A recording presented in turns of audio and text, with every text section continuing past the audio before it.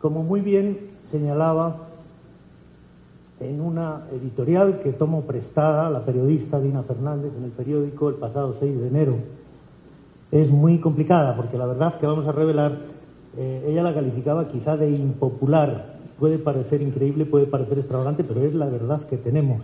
Hemos procurado asentarla con prueba científica, con prueba muy consolidada, y es por eso tomo ese editorial el propósito de establecer la verdad y la justicia.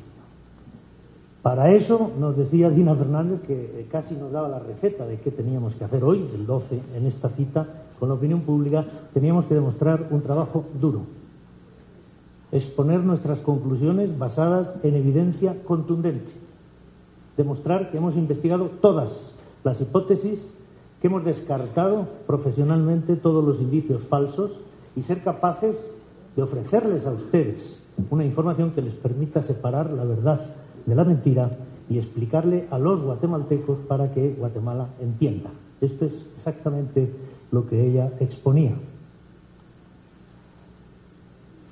Y la razón que señalaba era el escepticismo basado en razones históricas que en estos momentos, en estas fechas de cambio de ejercicio, no tenemos más remedio que ratificar, que reiterar. Como señalan los medios de comunicación, y hay pequeñas oscilaciones en las cifras, en 2009 han sido asesinadas, han sido víctimas de homicidio, de muerte violenta, 6.451 personas en Guatemala, y los tribunales han dictado 230 condenas.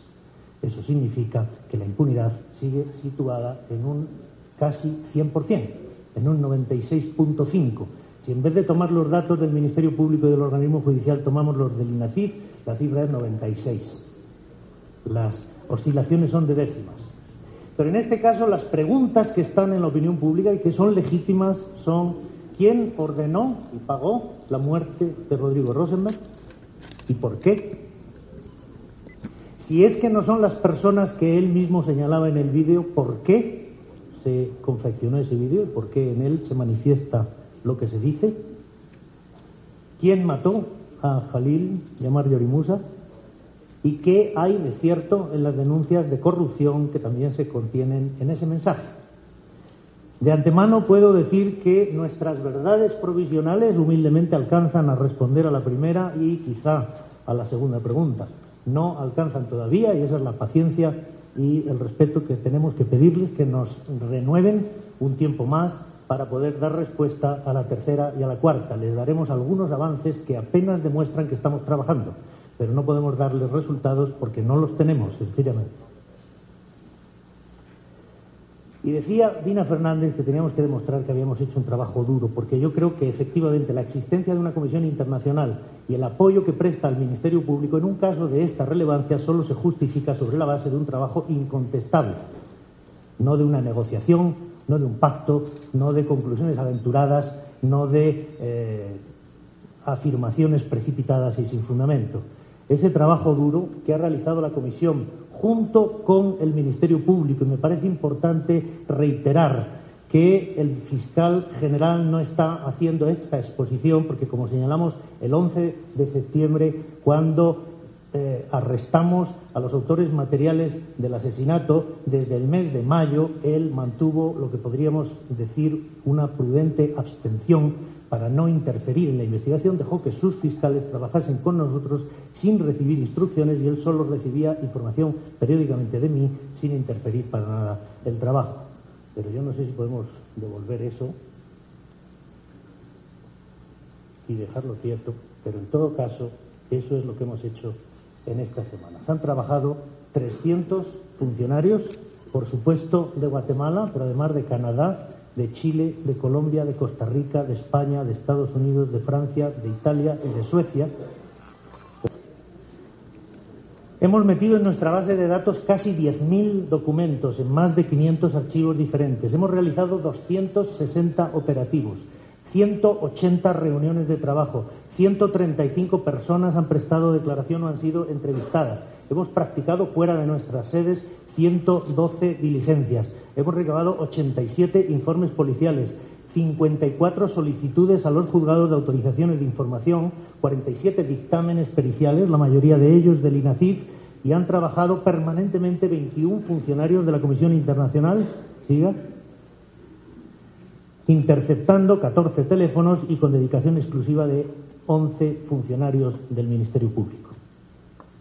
Esporádicamente, el número total de intervinientes, como habíamos señalado, volvemos a la otra presentación, ha sido, como les decía, de 300 personas. Este es el trabajo de 300 personas de 11 países diferentes, Guatemala y otros 10 países de personas que integran la comisión. Bueno, vamos a ver si quiere funcionar ahora.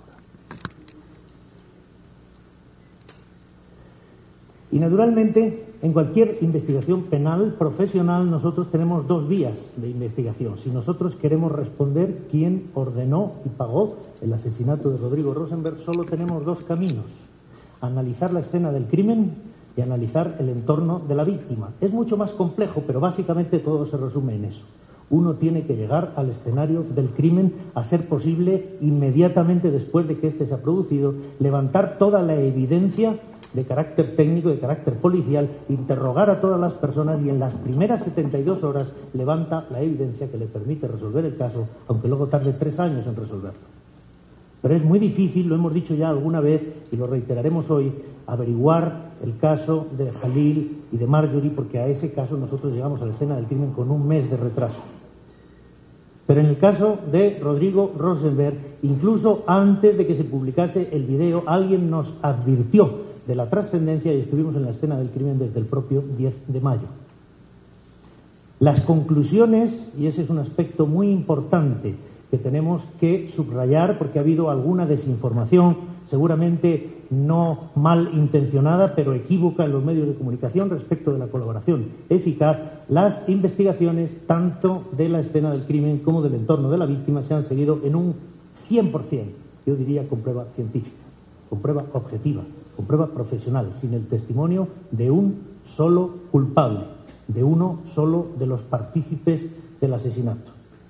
Se ha recurrido a la colaboración eficaz, porque ustedes lo saben, solo como la prueba del 9 para confirmar aquello que ya sabíamos, lo que es algo que tendrá que considerar en su momento la juez para evaluar cómo de eficaz ha sido la colaboración. Pero de la manera más natural y más espontánea, sin prejuicios, llegamos a la escena del crimen, empezamos a levantar evidencia y eso nos llevó a un lugar que ustedes van a ver.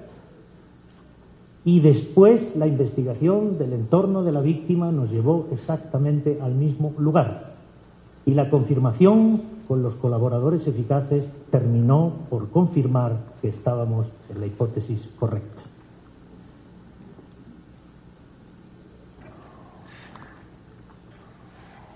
Nosotros llegamos al lugar el propio 10 de mayo. Rodrigo Rosenberg fue asesinado en un lateral de la Avenida de las Américas a las 8:10 de la mañana del 10 de mayo de 2009, zona 14. El cadáver estaba en ese lateral, sobre la zona jardinada, sobre el césped,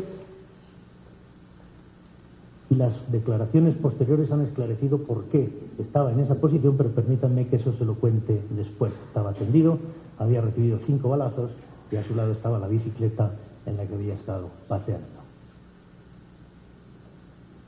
De todas las evidencias que levantamos en los alrededores de la escena del crimen en los días siguientes, ustedes ya conocen desde septiembre alguna parte de esta averiguación, les vamos a dar hoy más detalles, la que resultó fructífera, y seguimos cientos de pistas y pusimos anuncios en los portales de todas las viviendas de toda la zona para pedir testigos que nos pudiesen aclarar qué es lo que había ocurrido. De todas las múltiples pistas que seguimos, la que resultó fructífera fue la de las cámaras de videovigilancia del vecindario. Y ubicamos 4 cámaras, que son las que ustedes tienen ahí señaladas, en las que había información que constituye evidencia, que constituye prueba de cargo. La de la empresa, ahí la tienen, la del edificio Agroamérica, la de Villa Fontana y la de la 23 calle. Son viviendas, son zonas residenciales, una es la sede de una empresa, pero en todas ellas las cámaras de seguridad captaron información que grabaron en sus cámaras, que nos ha permitido esclarecer el asesinato. La primera de las cámaras, en una residencia particular, nos señala cómo